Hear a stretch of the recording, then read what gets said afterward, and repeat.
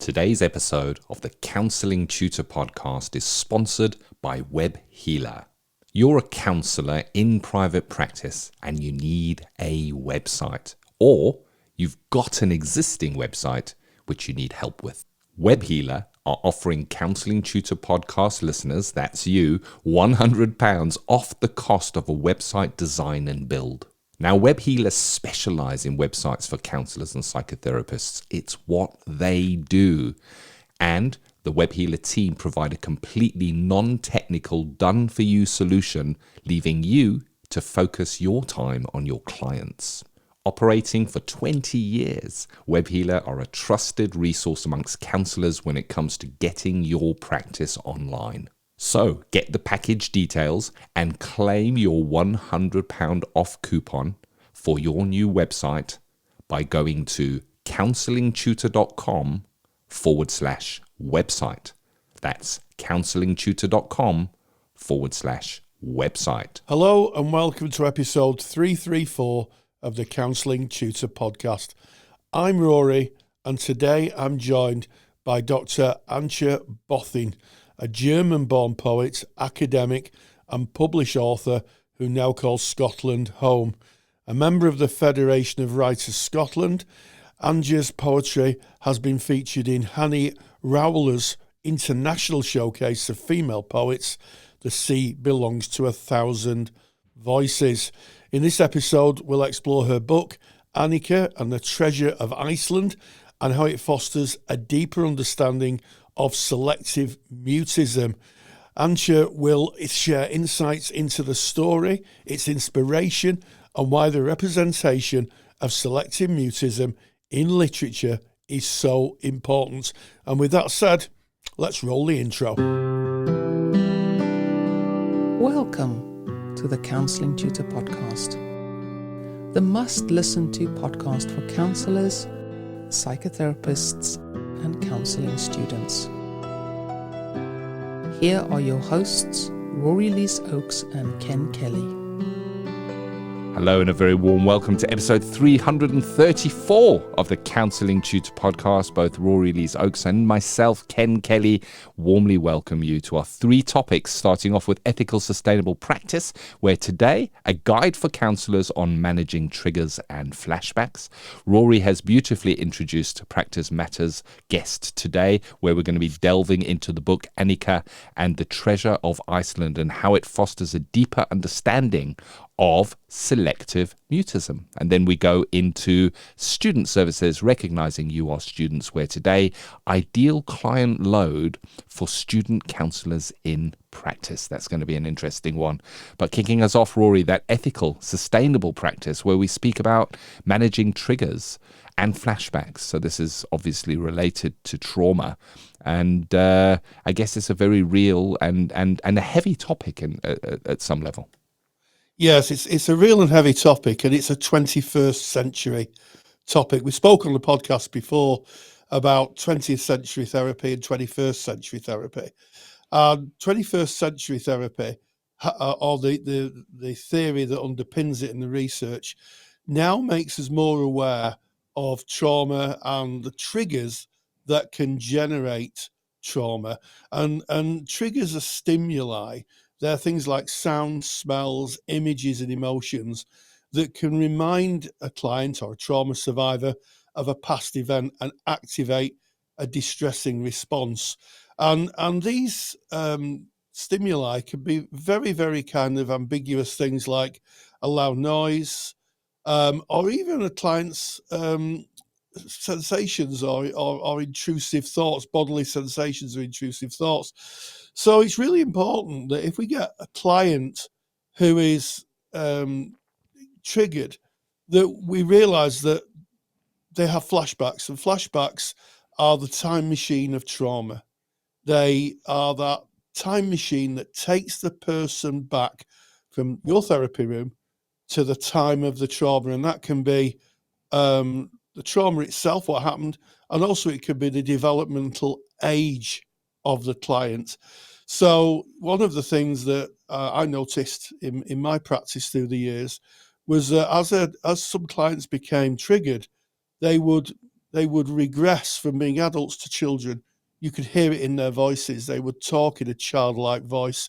And that alerted me to realizing that they were maybe expressing or experiencing flashbacks, and they were being taken back. And it's really important as a therapist that therapy is in the here and now, and that you can walk the client back into the here and now, so that they can feel secure, they can feel not under threat.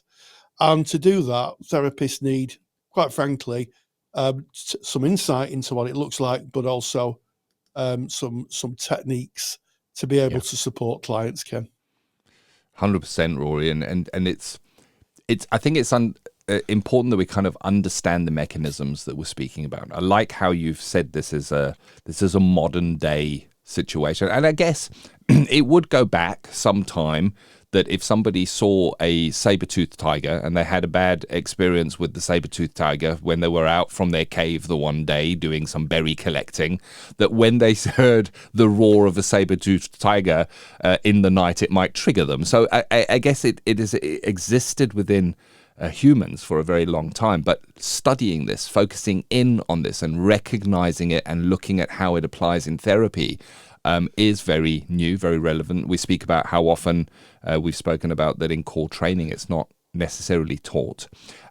So we're speaking about trauma. So trauma, just to revisit the definition of that, trauma is not necessarily the event that happened. It is how that event is stored in the body and how that might come to the surface within the here and now. And that can happen from a trigger. And you've mentioned that the trigger it can be a smell, it can be a feeling, it can be a temperature, it can be anything that will relate to, even at a subconscious level, something that maybe happened back in the past. And that trigger, the trigger can put the person into the flashback, which is re-experiencing moments of what happened. But triggers are interesting. First of all, we very often, if we're delivering CPD on certain topics, we might put in a trigger warning, where we'll say to somebody right at the top, trigger warning, and then we'll talk about very gently what the topic is so that people can opt out of that or prepare themselves as they're going through that training to be more robust. And what I like, Rory, is that when you know what the trigger is, you can work with that because you can see it coming. And then you can put in techniques, and we can share techniques as therapists that will be useful to the client to kind of keep the trigger just as a trigger. It doesn't have to go somewhere. So I'll give you an example of that. My wife has vasovagal. Now, vasovagal is if she sees an open wound or blood, and this can be on the television, she has a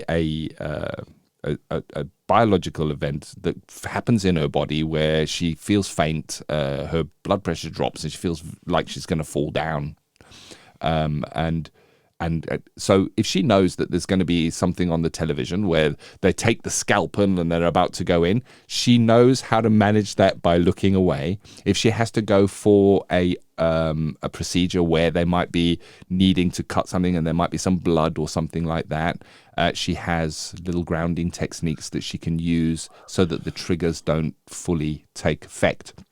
So I was wondering, if we're speaking about this, Rory, is it appropriate to ask a client what their triggers are, keeping in mind that a client might not understand the terminology of trigger, but if we can understand maybe what that is, we can, go some distance with the client? Yeah, I mean, I think that if you have a client who comes to you and they speak about, they want to talk about their traumatic past, I think a conversation, a thoughtful therapist would have a conversation and say, okay, that's fine. We look forward to seeing you. Just, is there anything that may trigger you? And I think that question is a pertinent one because they can be very ordinary items. I can't tell you the times that I've covered mirrors up in my therapy room, or someone said, I don't like green, or someone said, I don't like the smell of A, B, C, or D. I mean, if you have a therapy room, you want it nice. And I know some people may spray a nice air freshener in, or have some kind of device that plugs into the socket that creates a nice smell. But if someone is frightened of the smell of roses or certain sounds, you're basically bringing them into a triggering environment. You're going to get triggered as soon as you walk through the door. So I think having a general conversation and see if there's anything that is in your therapy room that may cause a client distress.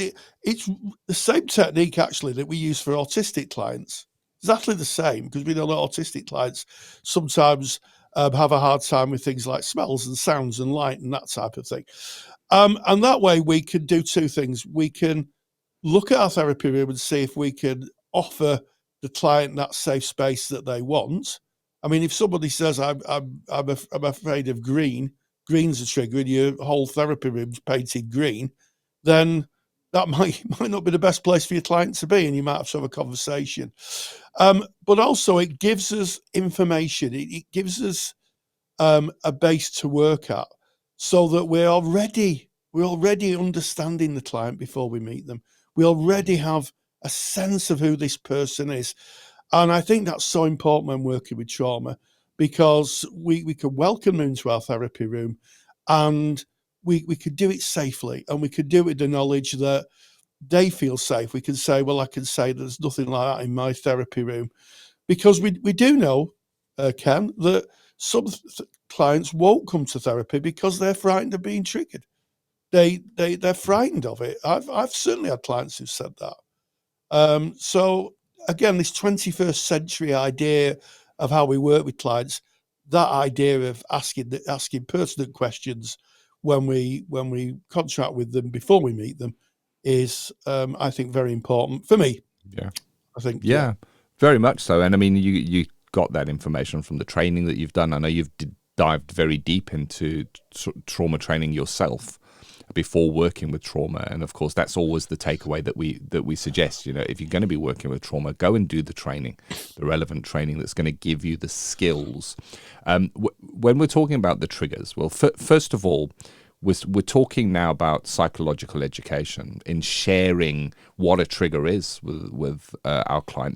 They may not recognize it as a trigger. We as therapists will look at a piece of CPD and it'll say trigger warning, and we know exactly what that is because we understand the mechanisms.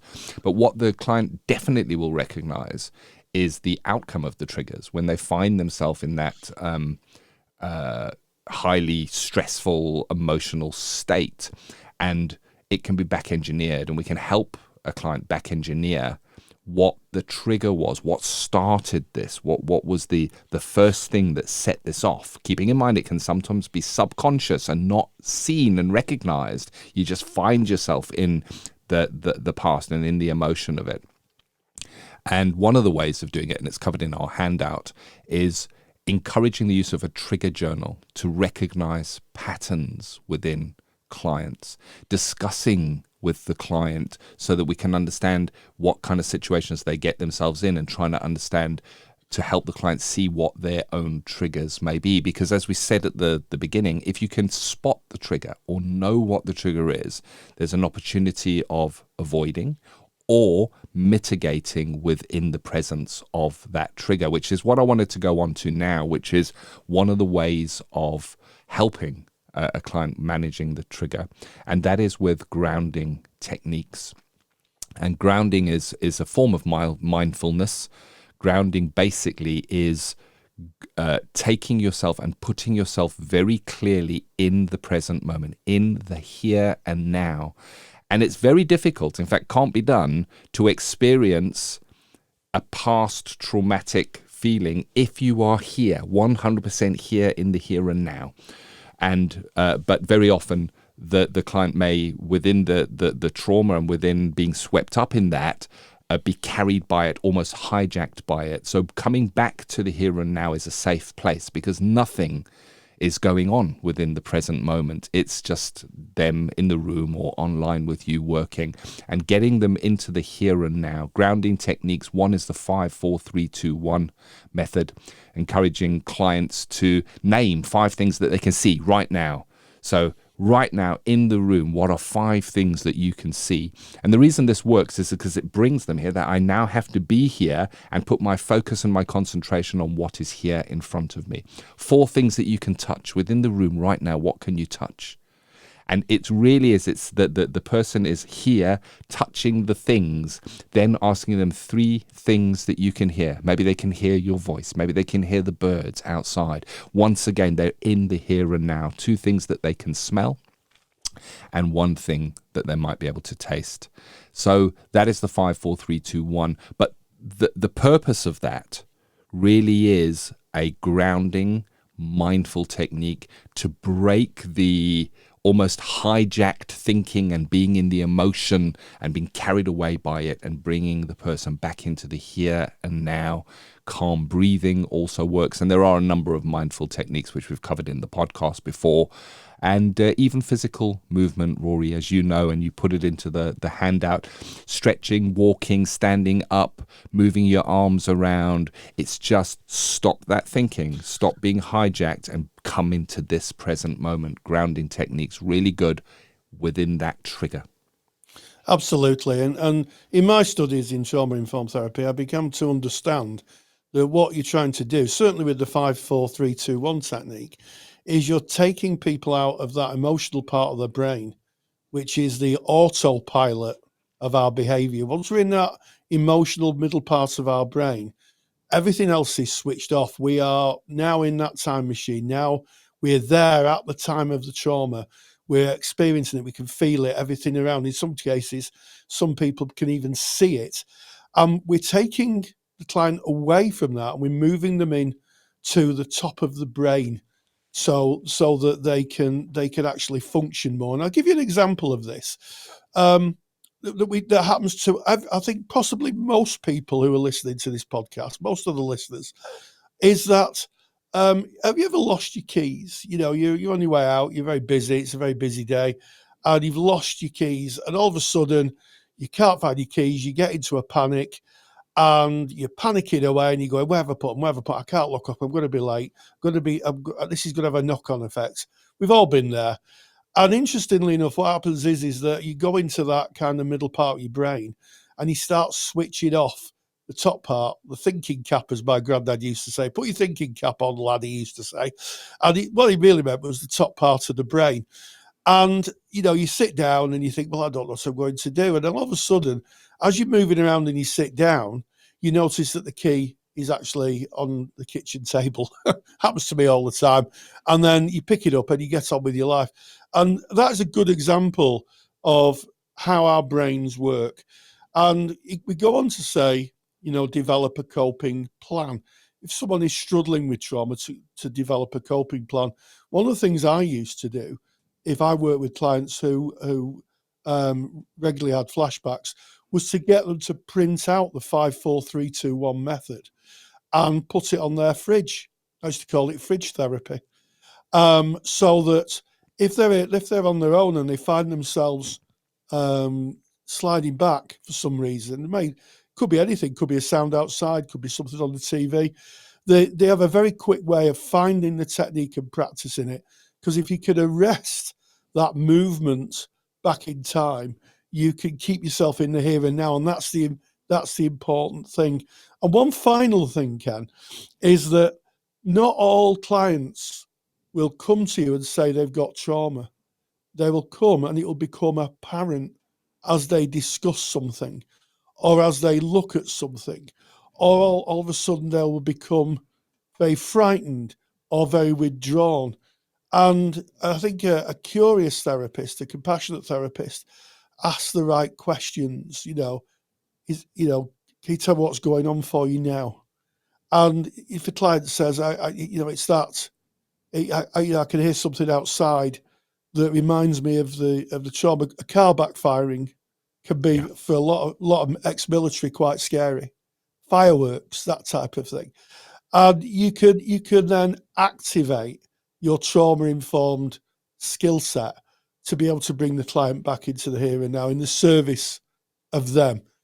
It's because no one wants. You can't do therapy with a disassociated client. If they're back in time and they're completely lost in the trauma, then you're going to have some difficulty bringing them back. So, developing a coping plan is really important, I think, and also includes self-soothing techniques. Who's your safe people to contact? Do you have any people you can speak to? What's your wider network like? And what is it that keeps you safe? I had a colleague who did colouring books. She would carry a colouring book, a child's colouring book with her, and pens and coloured pens.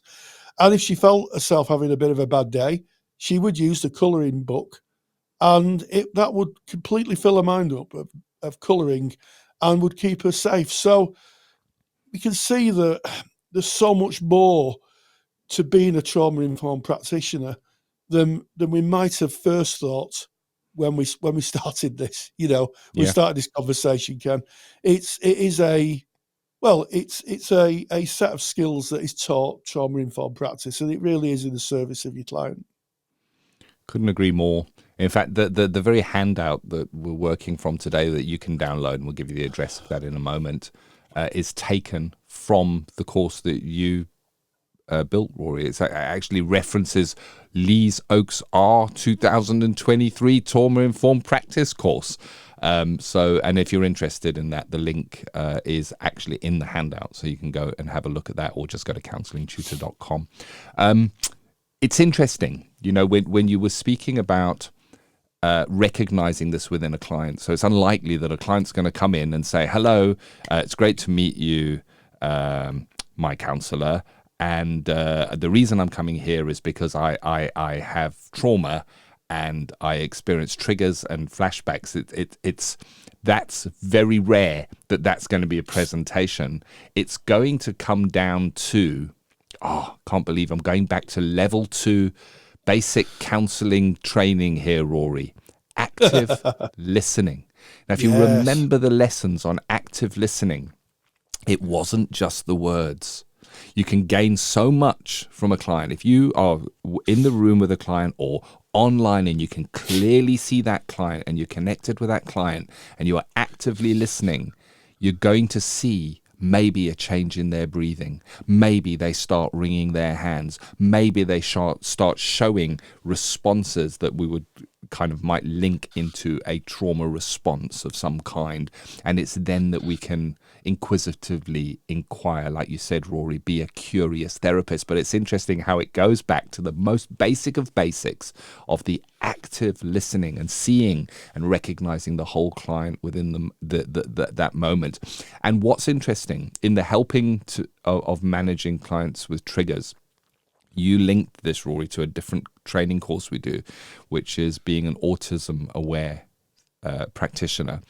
And so much of it is similar in the self-soothing, in having a plan for the client when they find themselves in a difficult situation, and keeping themselves robust by the things that they like to do. It might be listening to music. You mentioned the coloring books, and it's very similar with autism. If a person maybe has a meltdown or is struggling within a session, we understand beforehand, before this moment, what the exercises are that will regenerate this person and that will add points in again. And it's so similar how that crosses over. And I think I understand the mechanism behind that within an autistic individual. There's often so much trauma of having to face life as a neurodivergent individual and live in a different world that you're not adapted to, and you have to create your own techniques and ways of being able to deal with that, and it's very traumatic. So something we see quite often, if you are working with a neurodivergent individual,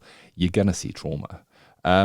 So we've spoken about managing triggers and flashbacks, a guide for counselors understanding triggers and flashbacks. It's a handout taken from our trauma-informed practice training course. It's yours. You can have it. It's free to download. Go to counsellingtutor.com. That's our website. We have loads of handouts and downloads on that site, so it's really worth going. Use our search bar and search stuff. But in this instance, you just want to click on Podcast tab, find your way to episode 334. That's today's episode, and you can download it. It is free of charge. It has everything we've spoken about and a lot more. It starts by defining triggers and flashbacks, the importance of trauma-informed training, and then it speaks about helping clients manage the triggers, increasing that awareness, the grounding techniques, and developing a coping plan. And then it starts going into supporting clients through flashbacks, which we haven't even covered today, Rory. The orient to the present, using grounding as again and containment strategies, teaching a safe place imagery, integrative cognitive strategies, and encourage connection. So there's a lot in this.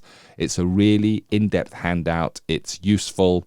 Download it, have it on hand, read over it, and then have the discussions with your peers of what comes up for you with that. Yeah. Any final thoughts, Rory, as we back out of trauma-informed? I think you don't have. It doesn't mean altering your practice dramatically. It doesn't mean that you have to just discount everything you've learned. If you're a person-centered therapist or maybe you're an integrative therapist, you don't have to discount everything you've learned. What you have to do is you have to weave in the trauma-informed practice element. You just weave it into your practice. And, just little things like normalizing the fact that people will have triggers. I can't tell you how many times people have said, I don't know why this happens, and I feel really silly. It's ridiculous. And by normalizing it and say, well, this is how the brain works. This is what happens. And you're not on your own. And it happens to a lot of people.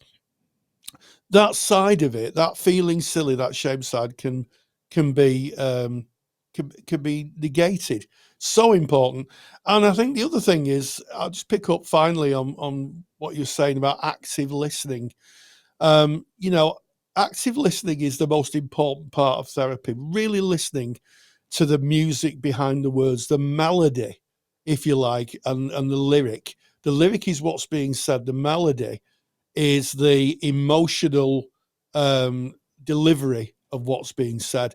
And I think a trauma-informed therapy is really used to hearing when the melody is starting to really impact on the person who's speaking, when it becomes really, really hard.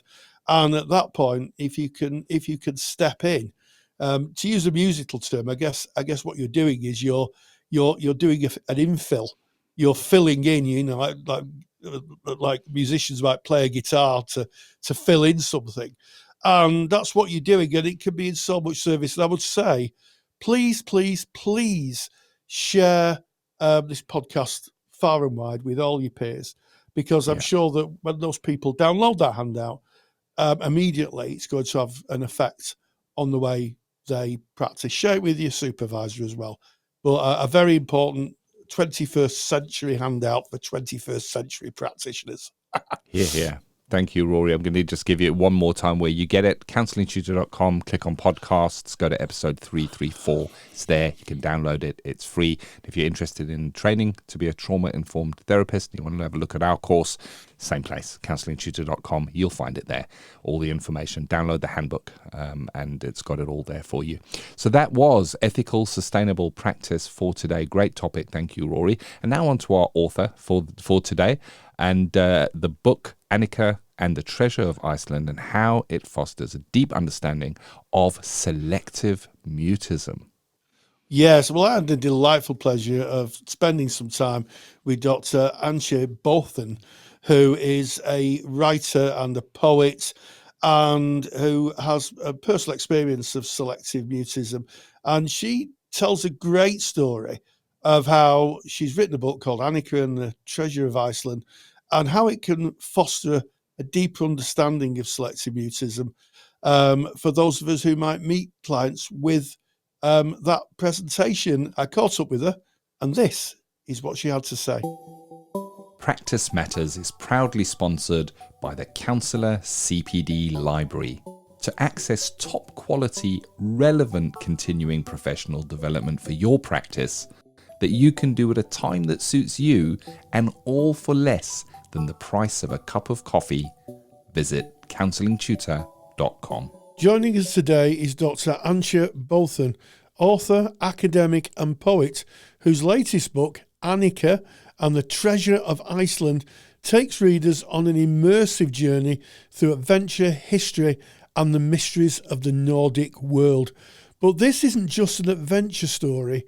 It delves deeper into psychological themes, including selective mutism.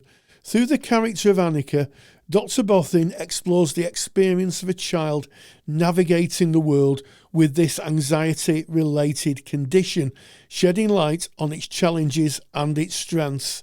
In our conversation today, we'll discuss the inspiration behind the book, the portrayal of selective mutism, and how readers can use it as a therapeutic tool to gain deeper understanding of how to work with clients with this presentation. So we welcome Dr. Antje Bothen. Thank you for having me. I wrote this book because I myself have lived experience of this and I want to help people. And I know there are a lot of books for young children, like picture books, but there was nothing really for teenagers or young adults. So I decided to create a story for them and giving such people a role model.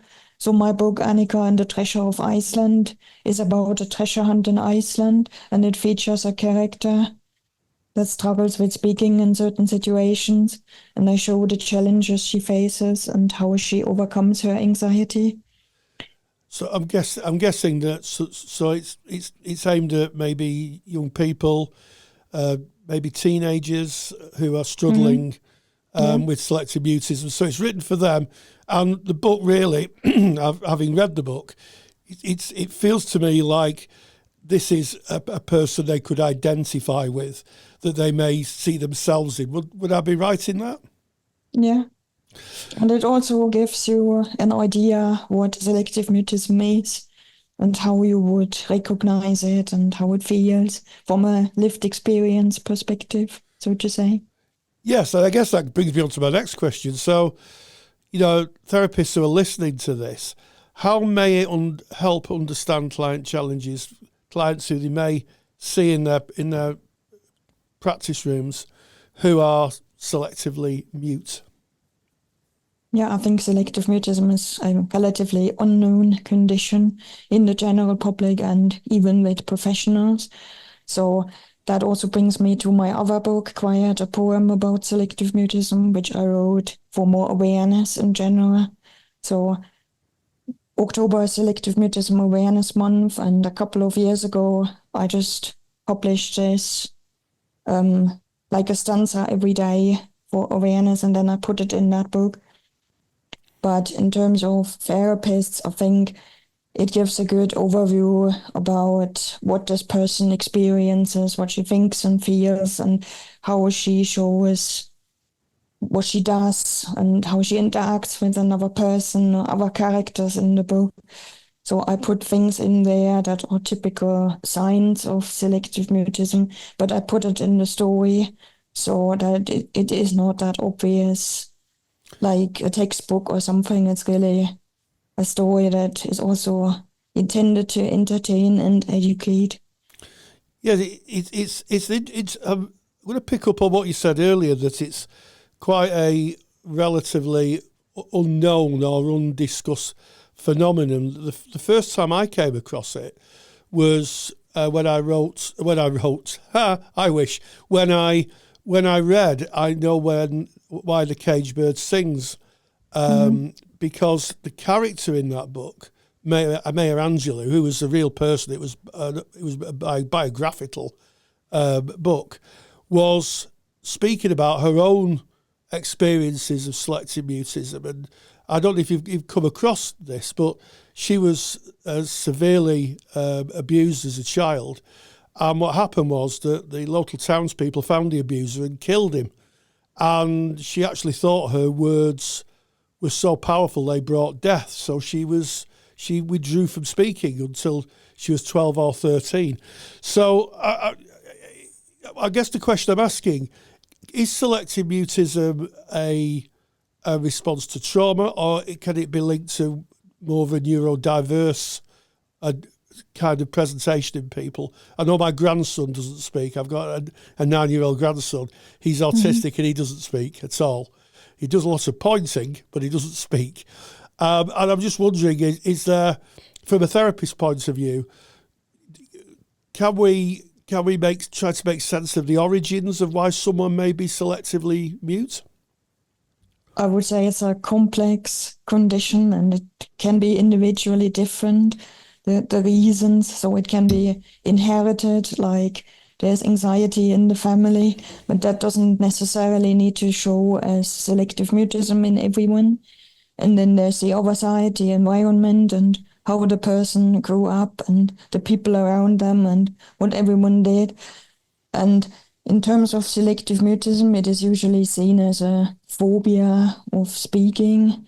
So you may imagine like small triggers in young age when something was related to speaking that was unpleasant, maybe just, I wouldn't say major trauma or something, but just maybe events, and the child interpreted that as a problem and then maybe even repeated small things. And so speaking was associated with anxiety and something bad, and then they just developed that. Or it's also a freeze response, so a reaction to anxiety, not necessarily like you usually hear fight or flight, but more freeze, like you kind of become immobile and unable to speak, so to say.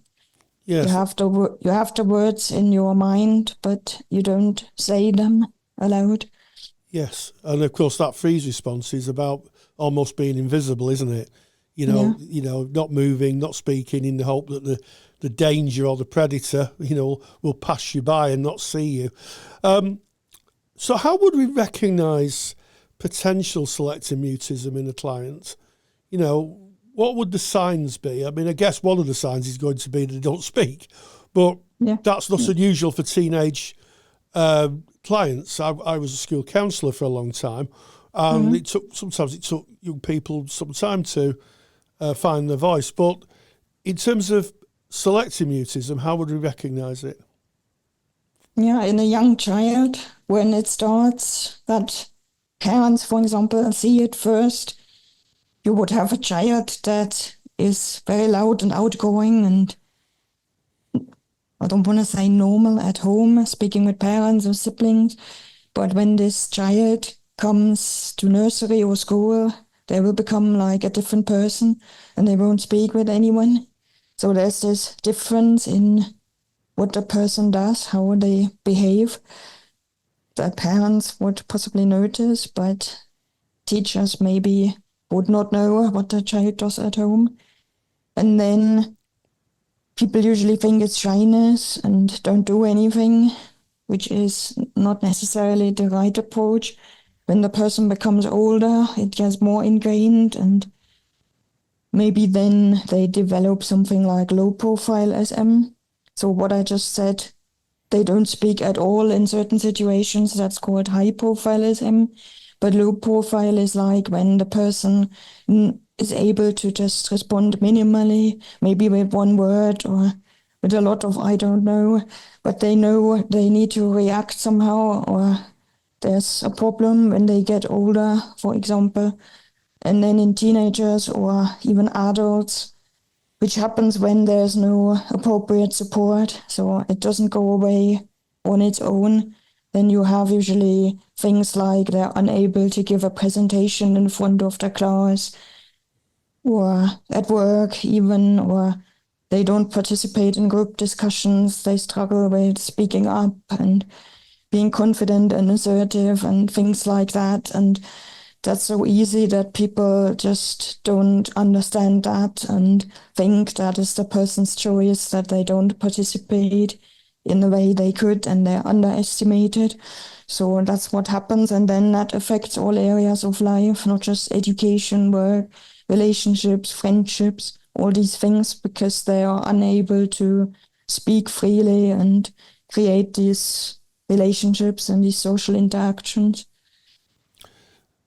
That sounds incredibly sad that people just kind of disappear. Low profilism, they just fail to be seen and disappear from view, which feels incredibly sad. So how might we help a client who's lived with the experience of selective mutism? What interventions are helpful?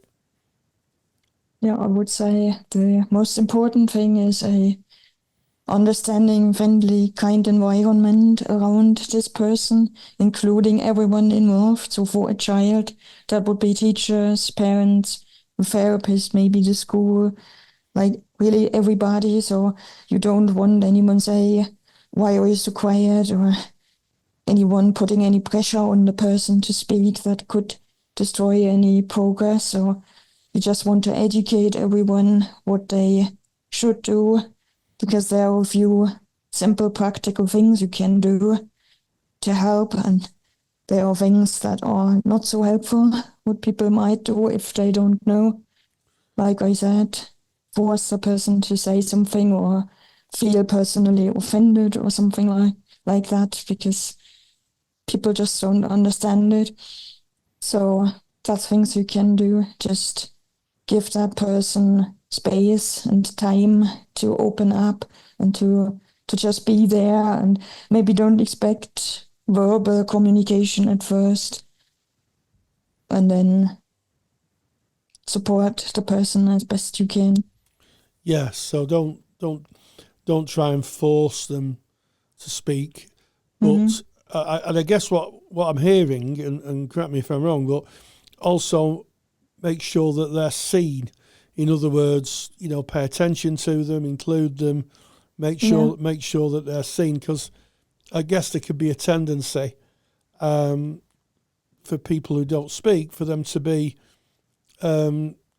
missed or lost. Yeah. For example, you can give them a task that doesn't require speaking, or you don't want to single anyone out. So, for example, at school, you could give the entire group the same way of communicating, maybe by showing a sign or something, so that it's really normal that all the children do this, and not just the person who struggles. So that, and telling them that it's okay. Everybody has anxiety and they are able to speak, that they just don't do this yet in this particular situation. So kind of normalizing things and giving them a way to develop when they're ready. Yes, I like that idea of that inclusion. So everybody lives that person's frame of reference. So my grandson does a lot of pointing. He's an expert at pointing at things. And that's what we do. We point, to get him involved in a conversation if we can. It's not always easy. We point at things, and we he'll point at them and we'll point at them and we'll say that's this is that. So I guess to some extent it's like learning another language. It's encouraging people to learn the way that the person who is selectively mute communicates in, because they will be communicating, just won't be speaking words and phrases. So I like that inclusion idea, to make someone feel seen, and also to get other people to understand their frame of reference. That's a really good idea.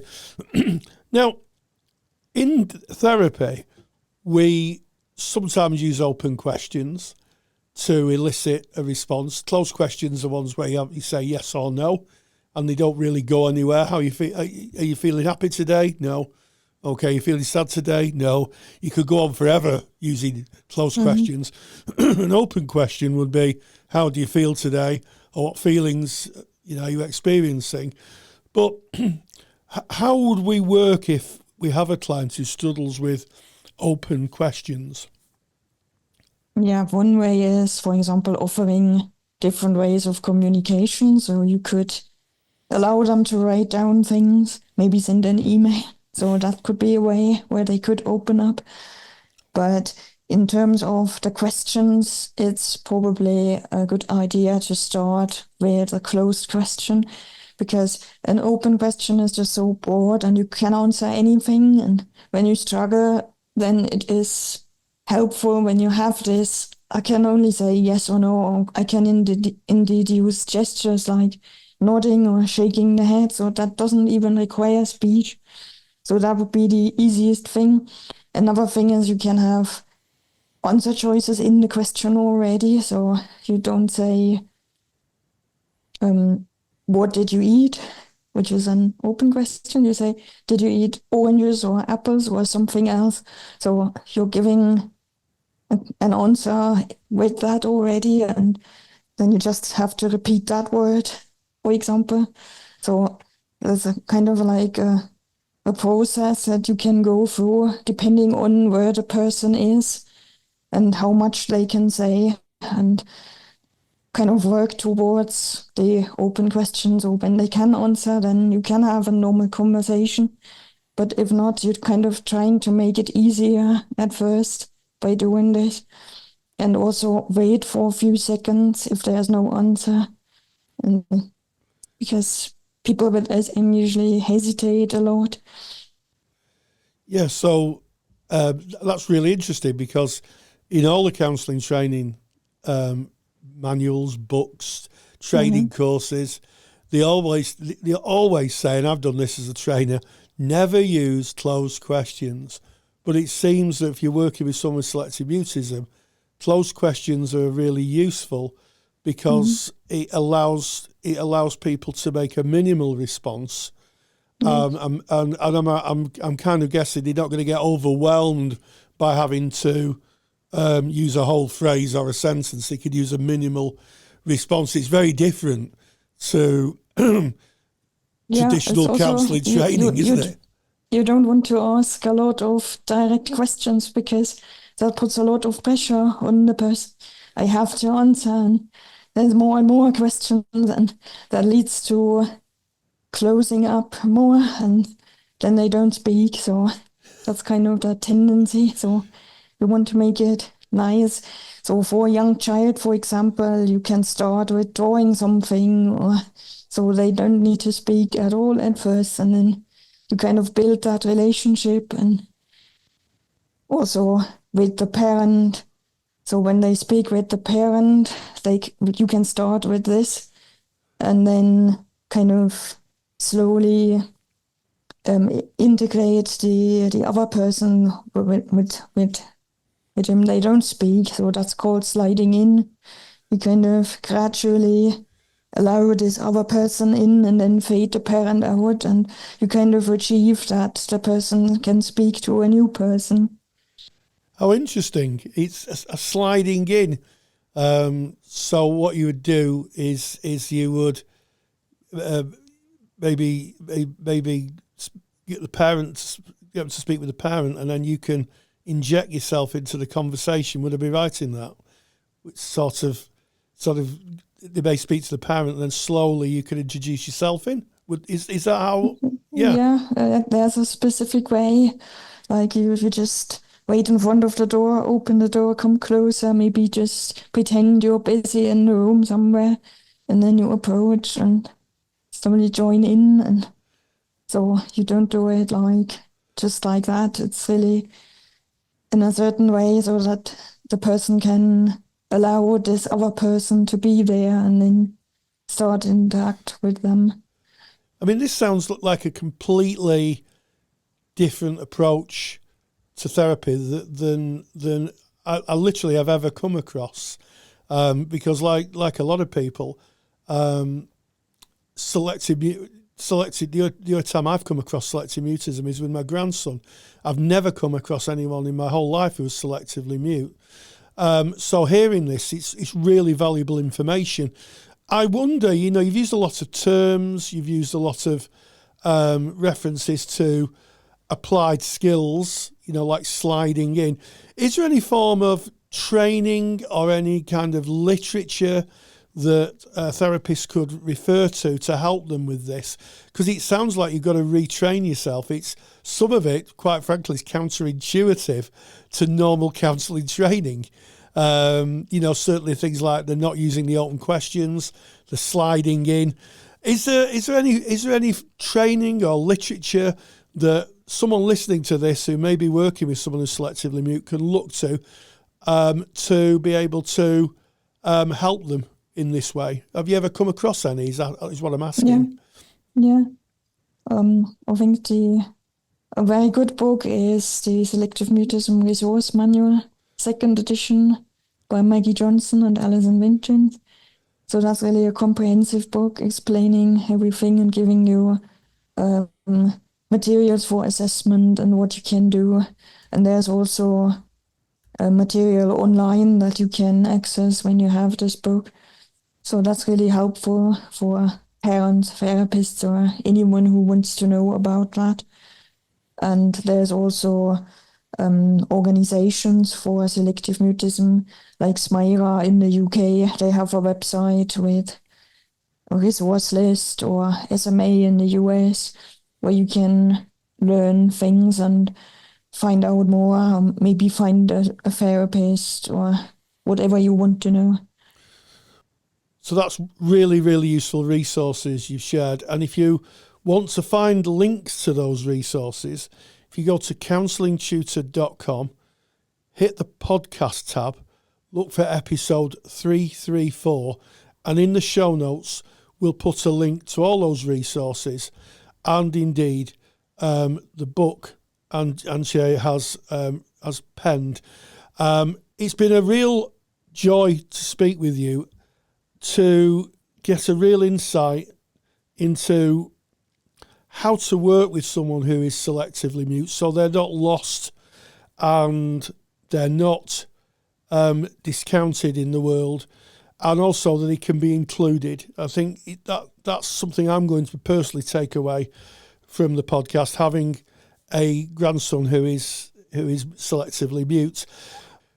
The book, Annika and the Treasure of Iceland, is available both in Kindle and in paperback, and it's available for download now or for purchase now. And it just goes for me to say, Dr. Angie Bothan, thank you so much for joining us. And if you're interested in that book, you can find the link to the book in our show notes, and you can find those at counsellingtutor.com. Click on podcast, go to episode 334. All the details are there for you. And we now move out of Practice Matters right into those student services, recognizing you, students, on your formal journey to become a counsellor or a psychotherapist. Student Services is sponsored by Counselling Skills Academy. Can't tell you how many times Rory and I have heard counselling students say that learning skills and knowing that they're using them effectively is really, really challenging. The reason for this is because we don't get to see another counsellor using skills in a real live session. In reality, this means that we're asked to learn something that we can never see demonstrated in a real setting, and it's no wonder that many of us are left feeling unsure. If you want to see counselling skills used in real sessions by qualified therapists, so this is real sessions, real presentations, and real use of skills, then go to counsellingskillsacademy.com. There's some free videos on skills, including a full live session that you can have a look at. Gain the competence and the confidence of knowing you're using your counselling skills effectively.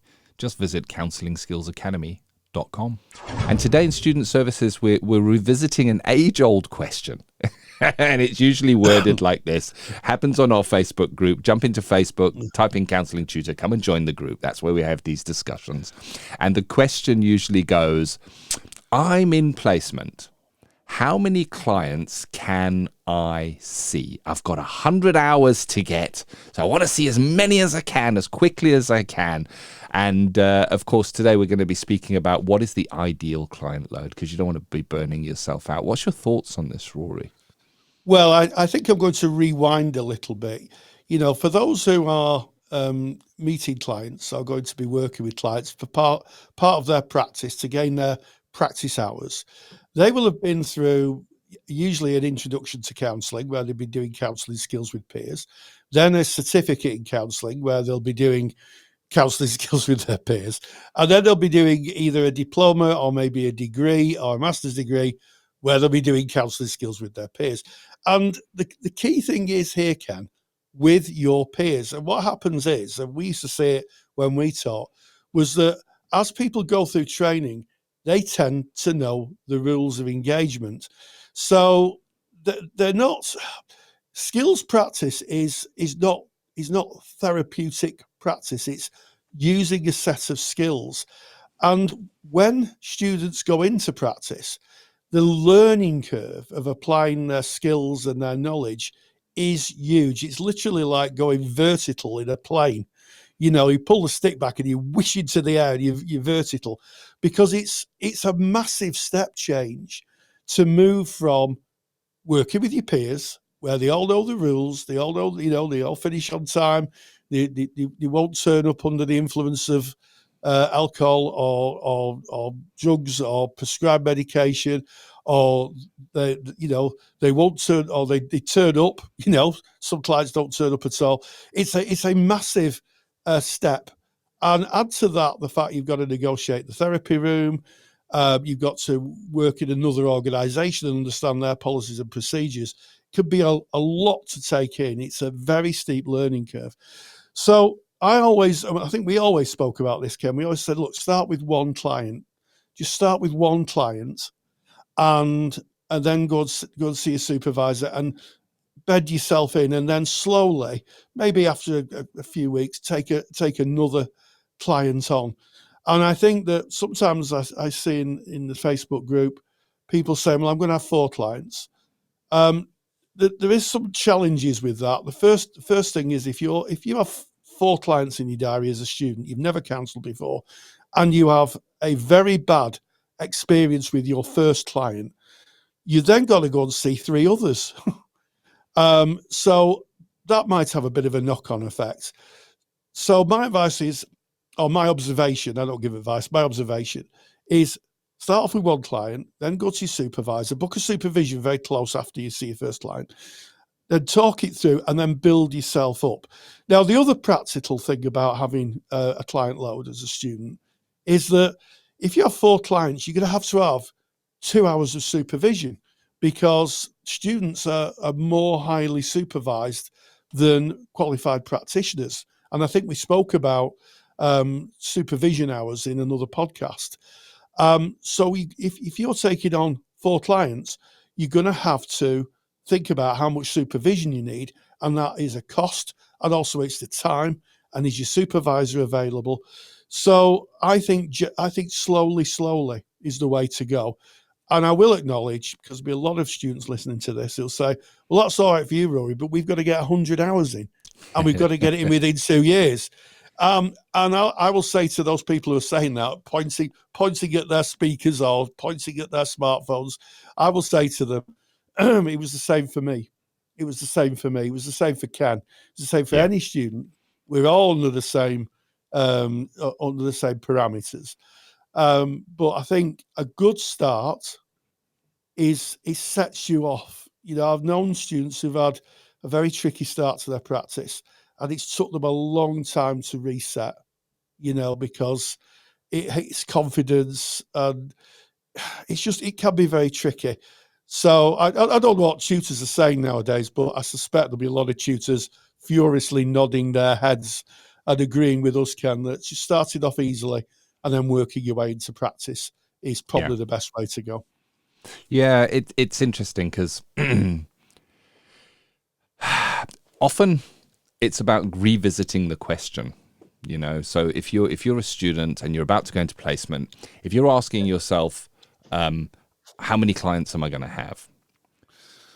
It's really about how is it going to be seeing real clients. It's a different question. And you want to get used to seeing the clients, stepping out of the simulator, the flight simulator, and getting behind getting into the cockpit of a passenger plane where there are others involved in the journey. It's a whole different experience. And you want to be kind to yourself. You have a whole career ahead of you. You really do, to see many clients and have many thousands of successful client hours. But those early steps, just be kind to yourself. And the truth is, as I found that my confidence was building, confidence was building within my placement practice, I was able to take on more clients because I could go to that question of actually how many clients can I see, and I then discussed that with my course tutor. I checked with my the awarding body that issued my training of how many hours they didn't have any caps in. I spoke to my supervisor, I spoke to my placement, and a lot of people were involved in that decision making. It wasn't just me going, I wonder how many clients I can see. And I listened to the good advice from others, which hopefully you're hearing now from Rory and my ramblings as well. Everything you said, Rory, is 100% right. When you get out there, that first client session and those first few client sessions are where you find your feet, and it's where you gain your confidence.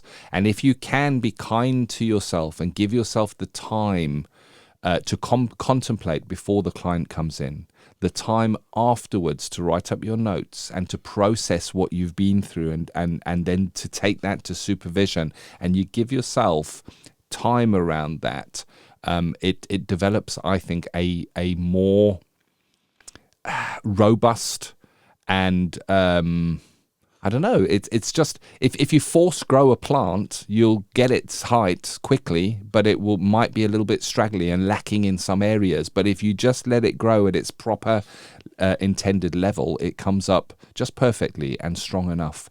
And there is 100 hours to get in.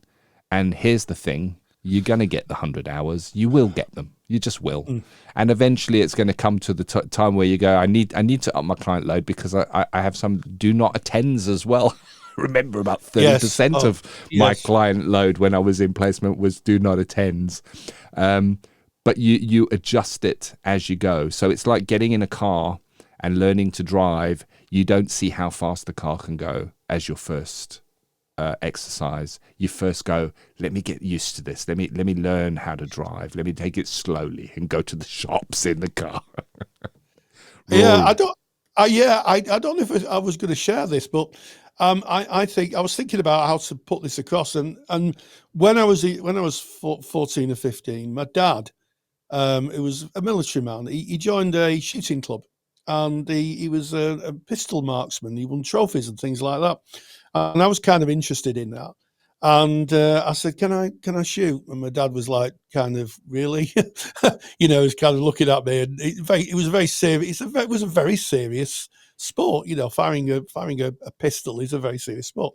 And eventually he said, yeah, okay, come on down. And I remember taking me down, and he gave me his Vostok pistol. He had a Russian Olympic sportsman's pistol called a Vostok, a Magellan Vostok. And it had a magazine in it with six cartridges, and he unloaded it and put one cartridge in, and put the magazine into the gun, pulled the slide back, loaded one bullet effectively into the gun, and I shot one bullet, and that was it. Yeah. That was my entire day of shooting. And he stood behind me and with his hand on my shoulder, and he taught me through it, and I pulled the trigger, and there's the almighty bang, and I missed the target, and that was the end of my shooting career. And I went away and thought about it. And I guess that's the thing, isn't it? When you work, you're absolutely right. When you're working with clients, you're working in a really different environment, and that client will see you as their therapist. They won't see you as a student therapist or someone who's just started. They will see you as their therapist. They will say to their friends, I'm going to see a counsellor.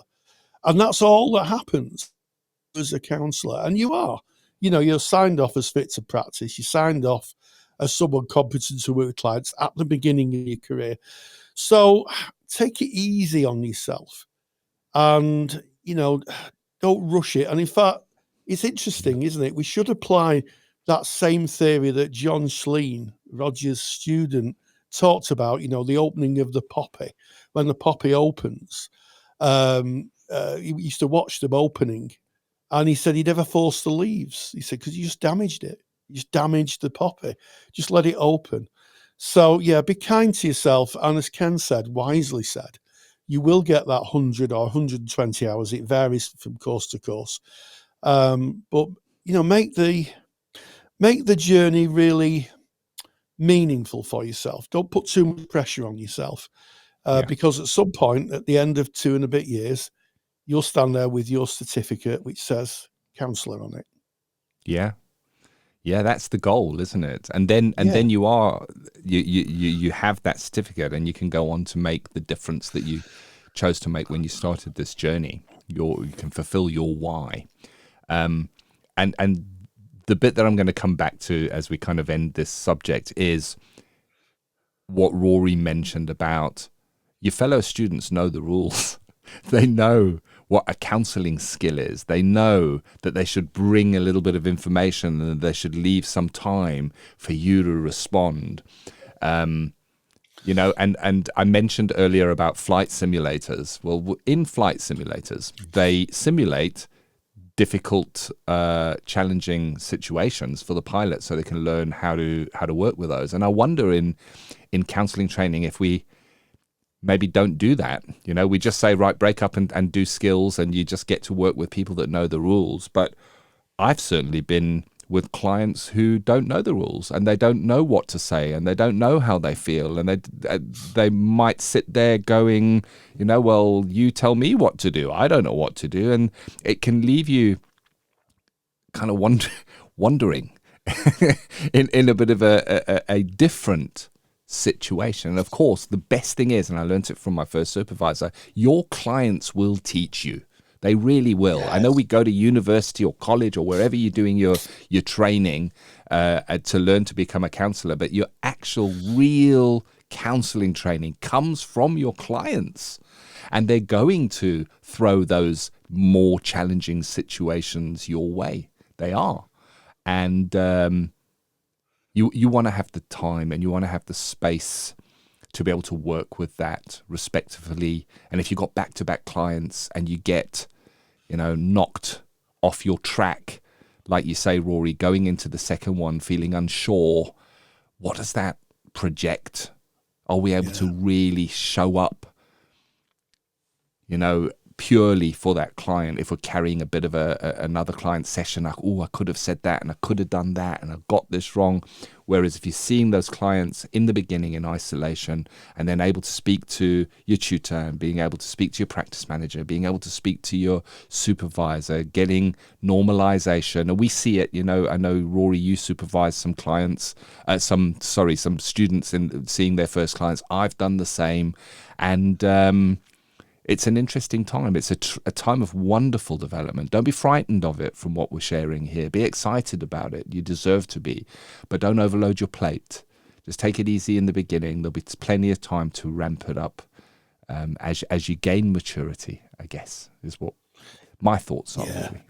Yeah, just take it easy. Don't worry that other peers have got more hours in than you. It's, the road is long and ultimately the race is against yourself, and you will get there. You will get there. You'll accrue your client hours, and the more positive the journey, I think the better. I think that early formation of a student therapist skill set, that forming of becoming a therapist, is very, very important. Like growing plants, if they're grown properly, then you're going to get a nice, lovely bright plant, if you like. I don't know too much about plants, but I'm thinking of sunflowers. We have many that's bright not my ones area here, of expertise.